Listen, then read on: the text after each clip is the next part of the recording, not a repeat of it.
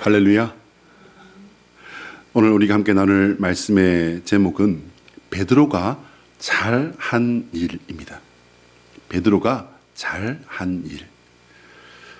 어제 저희 집에 수도 계량기에 새로운 장치를 이렇게 설치하는 분이 다녀갔어요. 수도 계량기에 이렇게 이제 전자장치를 이렇게 연결을 하는 그것을 이제 제가 옆에서 보고 있다가 궁금해서 이게 뭐 하는 겁니까? 무슨 장치지요? 이렇게 질문을 했더니 이분이 생기기는 산도처럼 생긴 분이 아주 친절하게 설명을 잘 해주시더라고요. 무슨 말씀이냐면 이게 이제 있으면 이렇게 설치되면 계량기를 검침하러 일일이 사람들이 골목마다 집집마다 이렇게 다닐 필요가 없다는 거예요. 딱 이렇게 설치해 놓으면 거기 배터리가 짧게는 5년, 길게는 8년 정도 간대요. 요만한 까만 통을 이렇게 옆에다 붙여 놓는데 이렇게 해 놓으면은 이제 수도공사에 그 사무실에 있는 큰 그 컴퓨터에서 전체를 이렇게 다 살펴보고 있대요. 이게 이제 제대로 이게 물이 가고 있는지 또 혹은 이게 분명히 집에 사람이 산다고 했는데 수도가 딱 이게 멈춰 있는지 이런 것들을 다 보고 있다는 거예요. 그러면서 달별로 이렇게 며칠부터 며칠까지 딱 이렇게 계산해 가지고서 수도 사용료가 딱 부과되는 까지 뭐가 다 한다? 사람이 했던 것을요. 지금은 이제 컴퓨터가 다 한다. 말씀을 듣고 보니까 이렇게 이제 다 4차 산업화 이래가지고서 이제 자동화가 되게 되면 그러면 그나마 이렇게 검침원으로 일자리 구해서 정식 직원이 되었건 임시 직원이 되었건 이렇게 아르바이트도 하고 직장을 가지고 있던 사람들이 다 이제 어떻게 될까요? 이게 일자리를 잃겠구나 하는 생각이 들어서 제가 그렇게 이야기를 했어요. 아이고 그나마 일자리를 잃는 분들이 생기겠네요. 그랬더니 이 남자분이 하시는 말씀이 집집마다 다 그 말씀하세요. 그러는 거예요. 그래서 아이고 그렇구나. 이제 그리고는 일을 끝내고 이제 집 안으로 이제 들어와서 어머니께 어머니 이렇게 이제 장치를 해놓고 이렇게 됐답니다. 그랬더니 저희 학원사님이 대뜸 하시는 말씀도 그건 무슨 말씀이냐면 아이고 그나마 일하던 사람들 일거리까지 없어지겠구나 이렇게 말씀을 하시더라고요.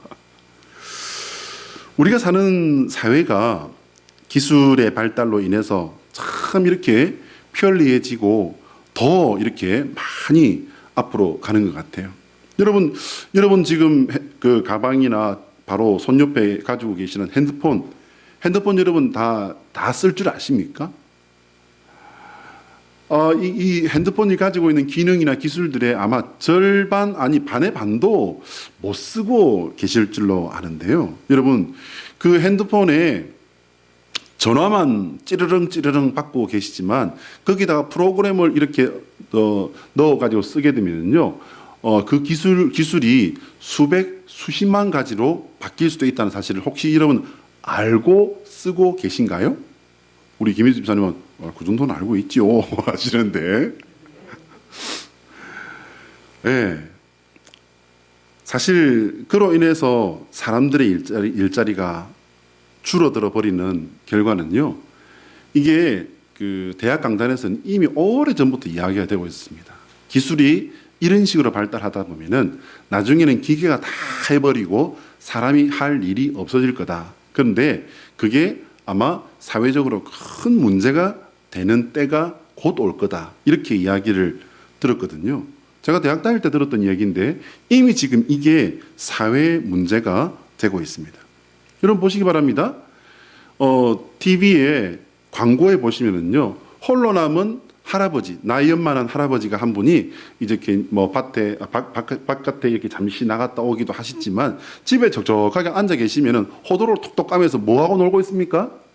AI, 인공지능이라고 해서 요만한 통 하나 갖다 놓고 그 통과 함께 끝말 이어가기도 하고요.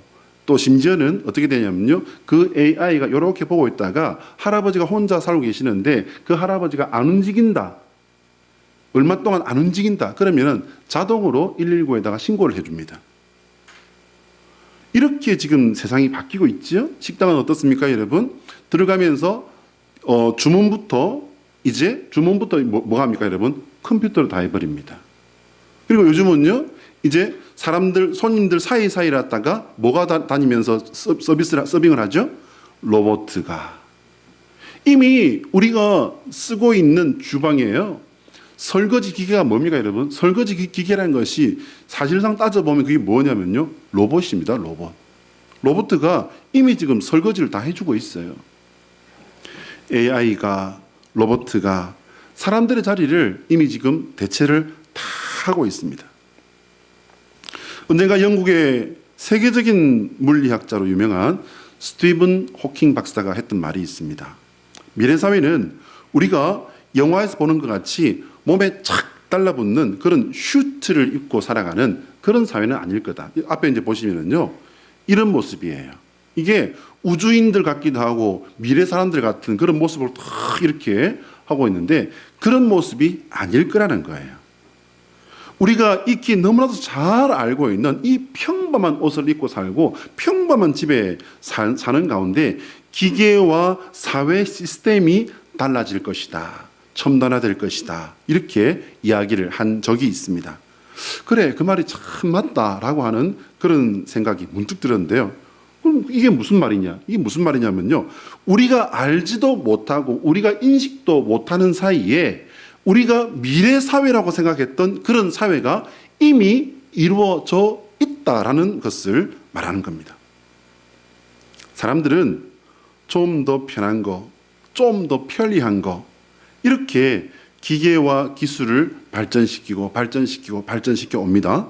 결국 그래서 여러분 많이 편해지다 못해서 어떻게까지 됐습니까? 일자리까지 없어져 버리고 진짜 편하게 되어버렸죠. 집에서 쉬면서 그 흰손이 되어서, 백수라고 합니까? 흰손이 되어서 아주 편하게 살게 되어버린 겁니다. 이렇게 현실과 결과를 놓고 볼 때 여러분 이게 편한 게 된 겁니까? 아니면은 불편한 게 된 겁니까? 편한 것이라고 생각하는 사람들도 분명히 있을 겁니다. 그러나 그런 사람들보다는요, 불편하고 어려움을 당한 사람들이 더 많지 않을까 생각을 해봅니다.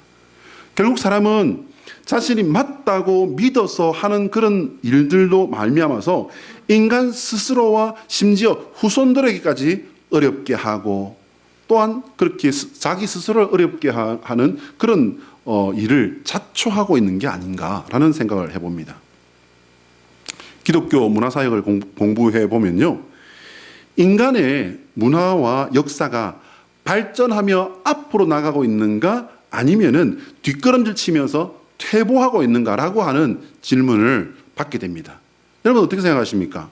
인간의 이 문명과 문화가, 역사가 앞으로 간다고 생각합니까? 아니면은 발전이라고 하는 이름 하에 오히려 뒤로 거꾸로 가고 있다고 생각하십니까? 어떻게 생각하십니까? 인간의 문화와 역사는요, 분명히 앞으로 나아갑니다. 역사는 직진한다고 하지 않습니까? 문제는 여기에 인간의 뜻이 주로 이루어지는가 아니면은 하나님의 뜻이 부분적으로나마 이루어지는가입니다. 여호와 우리 하나님께서는 인간의 역사 속에 당신의 말씀인 성경을 주셨습니다. 여러분, 성경이 우리에게, 나에게 주어져 있다는 사실이 얼마나 큰 축복인지 깨달으십니까? 여러분 이거 깨달으셔야 되는데 하나님께서 우리 예수 그리스도를 통해서 우리에게 주시는 구원의 약속이 그 속에 있지 않습니까? 구원의 약속이 그 속에 있습니다. 그런데 구원의 약속만 거기에 있는 게 아니에요. 그 말씀을 읽고 또 읽고 읽다 보면은 거기서 우리에게 하나님께서 주시고 또한 제시하시고 가르쳐 주시는 길이 있습니다. 그게 뭐냐면요, 바른 인간의 길이에요. 바른 인간의 길. 이것을 하나님께서는 말씀을 통해서 우리에게 알려주십니다. 어떻게 살아라. 그 말씀을 따라 살면 하나님이 주신다고 하는 축복이 이루고 하나님께서 된다고 하는 일이 일어나는 사실을 믿으시기 바랍니다. 이거 확실히 믿으셔야 돼요. 근데 그 말씀을 읽어보면은 하나님이 택한 이스라엘 백성들이 그 말씀을 따라서 축복받아요, 못 받아요?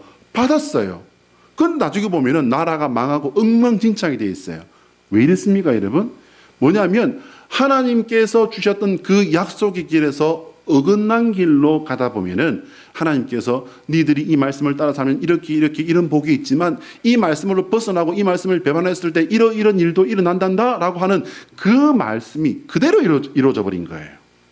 그러면 그 이스라엘 사람들은 그런 축복을 받았음에도 불구하고 왜 하나님께서 이렇게 그것을 떠나 살면 이렇게 된단다라고 하는 그 길로 굳이 갔을까요, 여러분? 그것은 제가 얼마 전부터 가끔 말씀드리고 있는 그거예요, 여러분. 믿음은, 하나님의 말씀은 뭐가 없다? 재미가 없다. 재미가 없어요. 인간이라고 하는 존재는 재미에 죽고 재미에 사는 존재가 아닌가 생각합니다.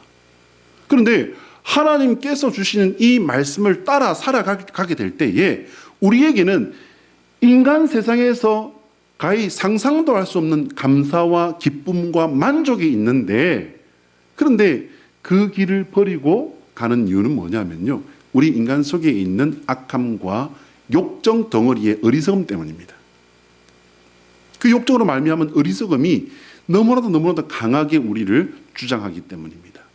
그러면 우리는 우리 안에 있는 그런 것들 때문에 그렇게 된 거니까 하나님께서 우리 좀 봐주실 수도 있지 않습니까? 아니요, 그건 아닙니다. 하나님은 분명히 약속을 주셨고 우리에게 바른 길을 알려주신 겁니다.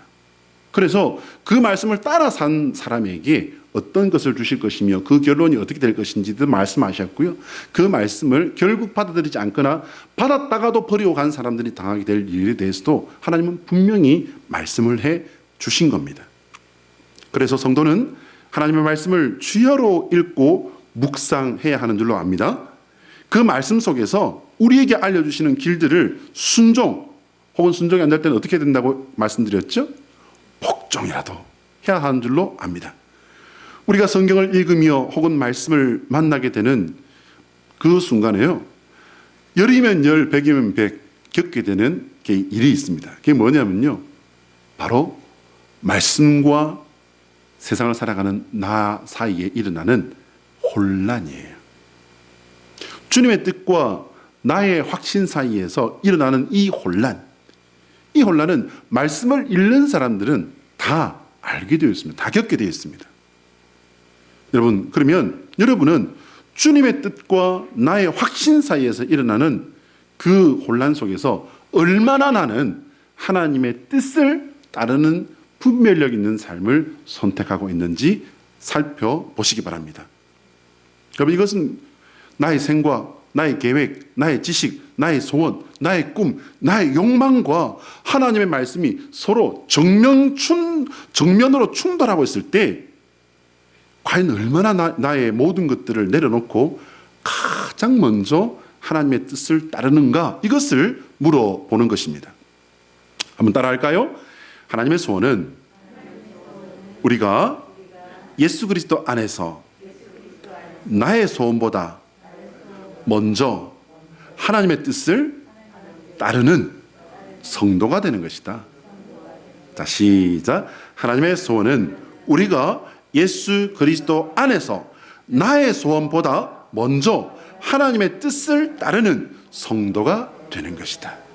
나의 뜻보다, 나의 재미보다 하나님의 뜻을 먼저 따르시는 성도 되시기를 주의 이름으로 축복합니다.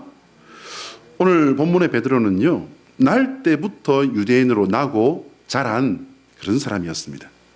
당연히 어려서부터 하나님 말씀 배웠고요, 율법을 충실하게 따르는 그런 일반적인 유대인이었죠. 그런데 오늘 본문에 보니까 베드로는요, 대량 난감에 아주 난처한 상황에 그렇게 처하고 합니다. 오늘 본문 사도행전 11장 앞에 보면 십장이 나오죠. 근데 거기 보면은요, 아름다운 욥바 항구.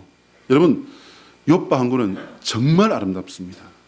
정말 아름답습니다. 석양이 일품 중에 일품입니다. 우리 강릉도, 석양도, 또 일출도 너무 아름다운 곳이지만, 이 욥바 항구는요, 정말 아름답습니다.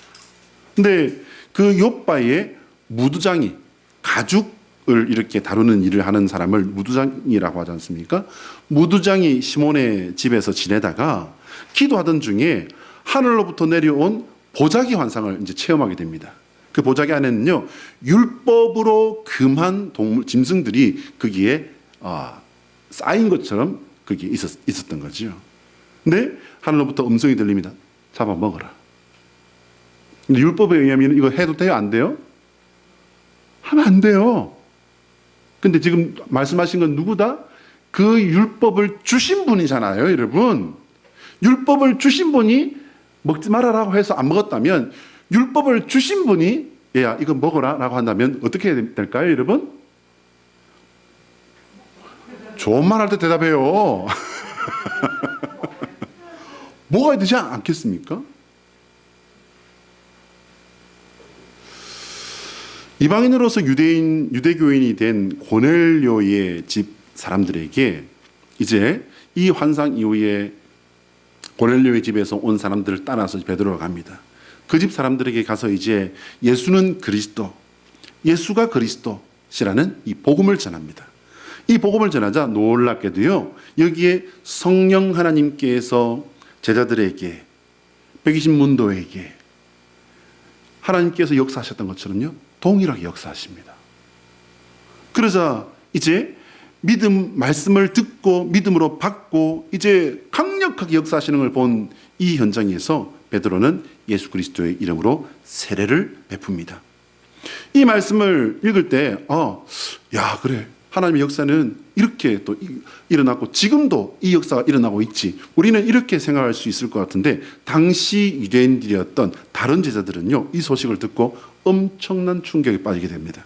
왜냐? 이유는 간단해요. 하나님의 구원은요, 오직 유대인에게만 적용된다고 알고 있었기 때문입니다. 베드로가 예루살렘으로 올라가자 제자들은요, 베드로를 향해서 비난했습니다.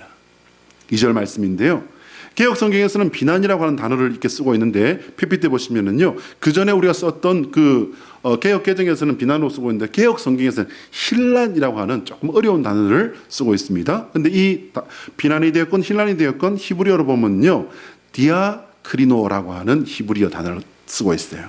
근데 그 뜻을 보시면은, 어떻게 같은 제자 그룹인데 이 사람들이 어떻게 이렇게 베드로에게 이럴 수 있었을까라는 생각을 하게 됩니다. 구별한다는 거예요.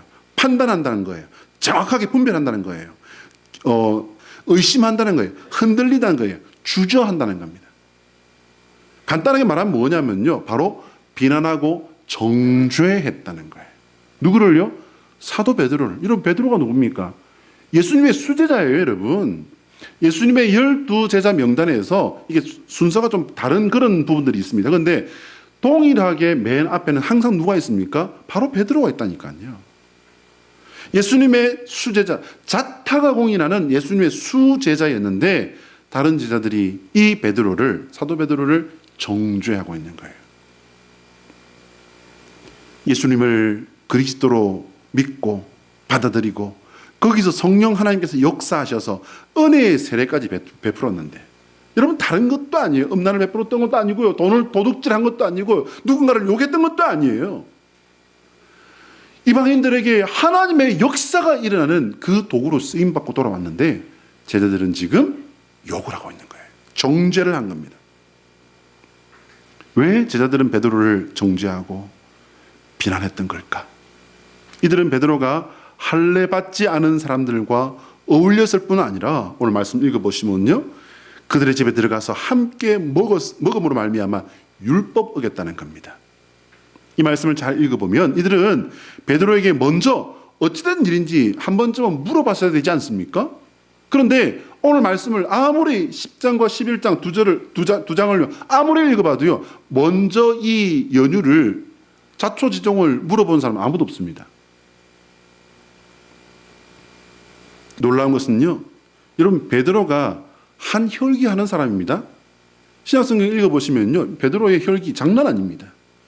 부활하신 예수님 만났을 때도요, 배에 있다가 어떻게 합니까, 여러분?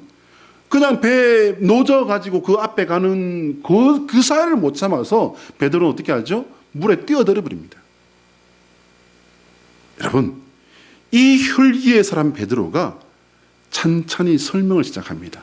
오늘 말씀 4절 이하인데요, 저는 베드로가 다른 제자들에게 설명하는 이 내용을 통해서 사도 베드로가 참 많이 변했구나. 성질 많이 죽었네 하는 그런 생각을 하게 되었습니다.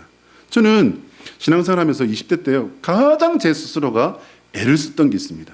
그게 뭐냐면요, 바로 성질 죽이기였습니다. 성질 죽이기. 이 말씀에 공감되셔서 우리 이영민 권사님도 쓱 웃으시는데 우리가 예수를 믿고 보면은 우리 스스로에게 가장 부끄럽고 우리 스스로에게 가장 당황하는 부분이 뭡니까, 여러분?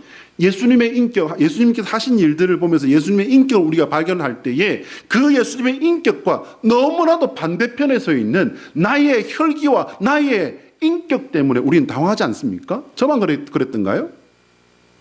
여러분, 제가 20살 때 찍었던 사진을 보면요, 모든 사진이 이렇게 돼 있어요. 제 눈빛이.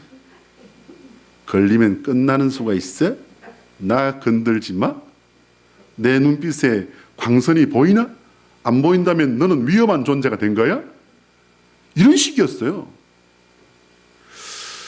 그런데 말씀을 읽고 말씀 앞에 서보니까 그러면 안 되는 거였더라고요. 그래서 그렇게 성질을 죽여야 된다고, 성질을 죽여야 된다고 스스로에게 명령하면서 그렇게 다그쳤던 기억이 있습니다. 베드로도 정말 한 성질, 한 혈기했던 사람이잖아요. 그런데 오늘 말씀 보시면은요, 베드로는 바뀌었습니다. 그래서 베드로가 잘한 것들을 제가 한 몇 가지로 이렇게 정리를 해봤어요. 첫 번째는요, 베드로는 보자기에 있는 짐승들을 잡아먹으라는 명령을 받고요, 자신이 알고 있는 율법의 내용을 하나님께 내어놓고 여쭙습니다. 여러분, 이거 하나님께 반대하고 반항한 겁니까? 그렇게 보일 수도 있습니다. 저는 그게 아니라고 생각해요. 1991년인가 92년인가로 제가 기억을 하는데, 제가 그때 이제 배를 내려서 배를 그만두고 일반 직장 생활을 제가 잠시 하고 있던 때였어요. 근데 이제 아침에 출근하는 그 버스가 얼마나 그냥 콩나물 시릅니까? 그 붐비는 버스에서 버스 난간을 잡고 이렇게 이제 오늘 어떤 일을 해야 됐는지, 어제 내가 이제 했던 일들과 함께 오늘 해야 될 업무 내용들을 이제 생각하면서 이렇게 가고 있었는데, 아침에 뉴스에서 너무 하루를 확 망쳐버릴 것 같은 그런 소식을 들었습니다. 오늘 또 사무실 가면은 직원들한테 이거 또 질문 받고 놀림 받고 당하겠구나. 이게 뭐냐면요, 부산의 영도라는 유명한 곳이 있습니다. 부산이라고 하는 도시가 이렇게 있으면 이렇게 쌓인 것처럼 이렇게 앞을 막고 있는 섬이, 큰 섬이 있어요. 근데 그 영도에서 한 여인이, 교회를 열심히 다니던 한 아주머니가 자기의 어린 아들을 살해를 해버린 거예요. 살해 이유를 밝히고 보니까 하나님이 네 아들을 나에게 바쳐라, 그렇게 환상 중에 명령하셨다는 거예요. 그래서 그 아들을 하나님께 바쳤다라는 거죠. 여러분, 성경을 제대로 알아야 되는데 하나님은 아브라함의 아들을 바치라고 명령하신 건 맞아요. 근데 창세기 22장을 잘 읽어보시면요, 이거 끝까지 갔습니까? 안 했습니까? 하나님께서 아브라함이 이삭을 잡으려는 그 순간에요, 하나님은 굉장히 황급하게 말씀하십니다. 아브라함아, 아브라함아, 말리십니다. 그리고 순양을 주시지 않습니까? 아들을 살해한 그 여인이 목사님에게 내가 계시받았다고 하는 그 사실을 알리고 상담을 한 번만이라도 했다면 과연 그런 일이 일어났을까요? 당연히 목회자는 하나님 아닙니다. 하지만 신앙과 성경에 대해, 신학에 대해 전문적인 훈련을 받은 사람이기 때문에 여러분, 상담을 단 한 번만 했어도 그런 참혹한 어처구니 없는 일은 일어나지 않았을 거라고 생각합니다. 근데 베드로는 여쭙습니다. 내가 알고 있는 거. 두 번째는요, 사도 베드로는 하나님께서 깨끗하게 하신 것을 내가 속되다고 하지 말아라 라는 말씀에 즉시 순종합니다. 여러분, 말씀 잘 읽어보시기 바랍니다. 자신의 고집이 아닌 하나님 중심으로 말씀을 해석을 했다는 거예요. 베드로는 이미 상당한 수준의 영성의 단계에 이른 것으로 이렇게 보입니다. 자신의 고집이나 어려서부터 배웠던 그래서 알고 있었던 율법보다요, 하나님께서 모든 생각과 판단의 중심에서 말씀하시면 순종하는 성도가 되었다는 뜻입니다. 하나님의 음성과 자신의 생각을 구분할 줄 알았고, 하나님의 음성 앞에 자신의 생각을 꺾을 줄 알았다는 뜻입니다. 이것은 상당한 수준의 영적 분별력이 있어야 가능한 일이죠. 그러나 우리는 베드로보다요, 여러분, 훨씬 더 확실한 판단의 기준, 능력 있는 분별의 능력을 우리가 가지고 있다는 것을 깨달으시기 바랍니다. 그것은 바로 기록되어진 말씀과 선포되어지는 말씀이 오늘 우리에게 주어져 있다는 사실입니다. 성도는 모든 상황, 모든 생각, 모든 일들을 기록되어진 말씀과 선포되어지는 말씀을 기준으로 생각하고 판단하고 살아가는 것이 성도라는 사실을 믿으시길 바랍니다. 마지막 세 번째로 사도 베드로는 자신을 감추고 하나님을 드러내는 겸손한 모범을 보여주었습니다. 사도 베드로가 욥바에서 일어났던 보자기 환상을 이제 설명하는 그 상황을 잘 보시기 바랍니다. 그는 철저하게 하나님이 하신 일을 앞세우고 자신은 뒤에 서는 모습을 보여줍니다. 그는 자신의 생각보다 하나님의 말씀을 앞세웠고요, 자신의 자존심보다 제자 공동체의 이해를 위해서 끝까지 인내하며 차근히 설명합니다. 베드로는 하나님의 말씀, 하나님의 역사 앞에서 철저하게 자신을 낮춘 겁니다. 놀랍게도요, 사도 베드로의 이런 모습에 다른 제자들도 순순히 하나님의 역사를 이해하고 받아들인 것을 오늘 성경은 우리에게 보여주고 있습니다. 한번 따라할까요? 예수 그리스도의 십자가는 우리가 변화되어야 할 거룩한 인격의 완성이다. 자, 시작. 예수 그리스도의 십자가는 우리가 변화되어야 할 거룩한 인격의 완성이다. 사도 베드로처럼 예수님의 십자가를 보고 예수님의 십자가의 의미를 내 삶이 다하는 그날까지 묵상하고 곱씹으면서 십자가의 인격을 따라가시는 저와 여러분의 삶과 인격이 되시기를 축복합니다. 베드로는요, 다른 제자들이 여전히 율법적인 생각에 갇혀서 하나님의 뜻을 이해하지 못하고 있을 때에 인내심을 가지고, 여러분, 교육도요, 또 가정에서 자녀들을 가르칠 때 혹은 다른 사람을 이해시킬 때 가장 중요한 것이 뭡니까, 여러분? 바로 인내심입니다. 그 인내심을 가지고 차분히 그들의 생각에 하나님의 뜻을 이해시켜 주었습니다. 여러분, 생각해 보시기 바랍니다. 망하려고 혹은 실패하려고 잘못된 생각을 일부러 하는 사람은 없을 겁니다. 오히려 망하지 않으려고 좀 더 조심하고 좀 더 잘해 보려고 한 것이 하나님의 말씀을 변형시키고 하나님의 뜻으로부터 멀어지게 한 것입니다. 이스라엘 사람들이 목숨처럼 알고 지켰던 율법이 바로 이 오류를 범한 거지요. 더 편리하게, 좀 더 편리하게 이것을 추구하다가 오히려 사람을 불편하게 해버리고 일자리까지도 잃어버린 것, 바로 이것이 인간 지혜의 한계입니다. 여러분, 오늘 우리가 바탕화면으로 보고 있는 저 화면은요, 바탕화면은 인공위성에서 바라본 지구입니다. 오늘 말씀을 이제 준비를 하고 전체적인 포맷을 이렇게 준비를 한 다음에 묵상하는 가운데 이런저런 주제를 가지고서 검색을 하다가 딱 이 화면이 제일 마음에 들었어요. 저 속에 살아가는 우리는요, 너무나도 미약한 존재 맞습니다. 그렇지만 하나님은 이 작은 미약한 존재를 천하보다 귀하다 말씀하십니다.